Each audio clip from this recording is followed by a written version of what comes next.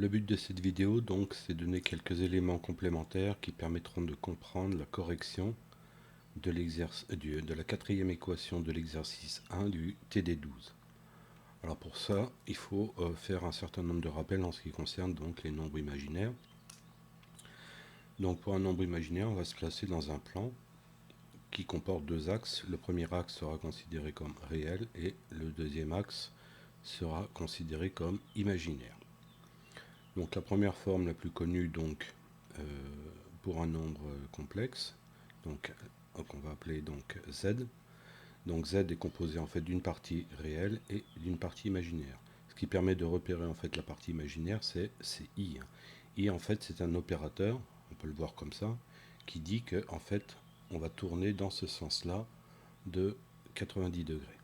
D'accord? C'est-à-dire que A va être sur l'axe des réels et B donc avec l'opérateur i dit que B en fait se trouve à 90 degrés, c'est-à-dire en fait sur l'axe des imaginaires. Donc en point de vue notation, voilà comment on note.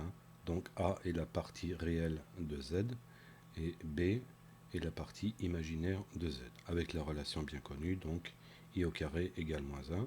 Effectivement, si j'ai un nombre A que je multiplie par I, donc IA, ça va me donner quelque chose qui sera sur le nombre, sur l'axe des imaginaires. Et si je multiplie encore une fois par I, donc I au carré, je vais retrouver moins A. Ce qui explique que I au carré égale moins 1. Alors pour ce nombre complexe, donc on va définir aussi ce qu'on appelle le module, puisque là en fait A et B donc sont à 90 degrés. Donc si on applique le théorème de Pythagore, on peut déterminer l'hypoténuse. Donc dans ce cas-là, on va appeler ça, on va le désigner par la lettre ρ, donc qui sera le module du nombre complexe z. On peut parler aussi du nombre complexe conjugué. Alors la partie réelle est la même, bon ça c'est notre z bar, donc la partie réelle est la même, mais par contre la partie imaginaire, donc vous voyez qu'il n'y a que le signe qui change, ça sera moins b. C'est ce qu'on appelle le nombre conjugué. Donc voilà la première forme, la forme algébrique. Deuxième forme pour exprimer un nombre complexe, c'est que on va l'exprimer en fonction de θ, qu'on appelle l'argument, et de ρ, donc qui sera le module. Donc si on applique les règles de la trigonométrie, on peut exprimer A sous la forme ρ cosinus de θ, et pour B, ça sera sinus de θ multiplié par ρ, avec le i évidemment. Donc là encore, la partie réelle, ça sera ρ cosinus de θ, qui correspond en fait à A, et la partie imaginaire, ça sera ρ sinus de θ, qui correspond en fait à B.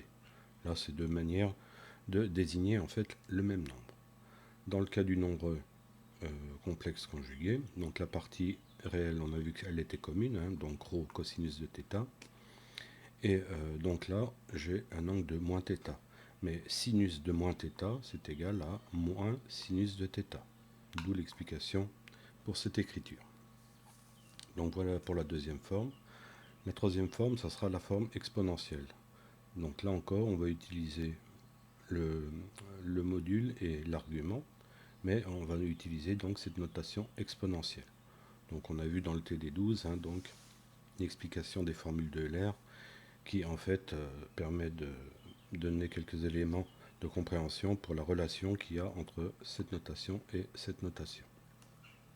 Donc dans le cas d'un nombre complexe a plus ib, donc on va l'exprimer sous forme exponentielle de cette manière, et le complexe conjugué, donc on a vu que donc l'argument était négatif, ρ étant le même. D'accord? C'est simplement l'argument qui va être négatif. Alors là où ça devient intéressant dans le cas de l'exercice qu'on voudrait expliquer, c'est que en fait la partie réelle de z, c'est-à-dire a en fait, d'accord, est égale à la partie réelle du complexe conjugué. C'est toujours a qui est en commun entre donc z et z bar.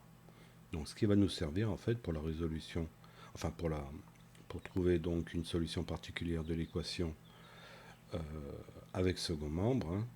Donc ça sera justement cette égalité, c'est-à-dire que la partie réelle de ρ exponentielle de iθ sera égale à la partie réelle de du nombre complexe, donc j'ai oublié le rho, pardon, rho exponentielle de iθ.